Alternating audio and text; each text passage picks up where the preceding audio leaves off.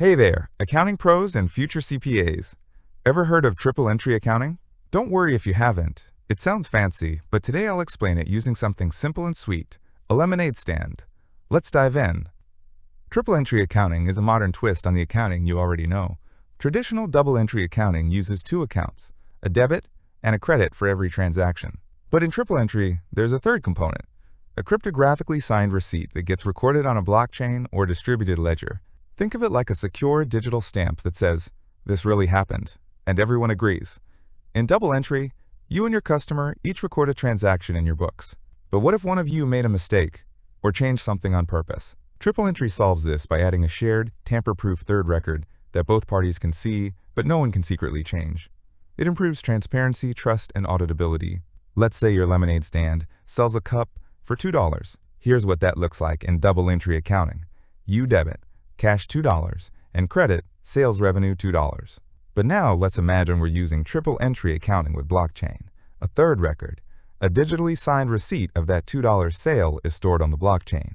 It's time-stamped, encrypted, and can't be edited. This creates a verifiable trail.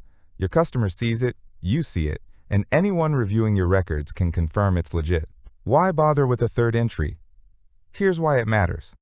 Triple entry accounting offers significant advantages over traditional methods, primarily by enhancing transparency across financial records.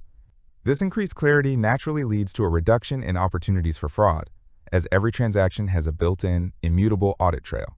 Consequently, it fosters greater trust and efficiency in partnerships and business-to-business transactions, while also inherently reducing the likelihood of human error through its automated verification processes.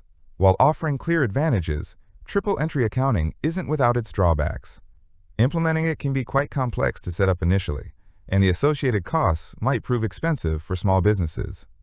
Furthermore, it's important to note that it's still not a standard under GAAP, and its successful operation often requires dedicated technical support or specialized platforms. Let's recap.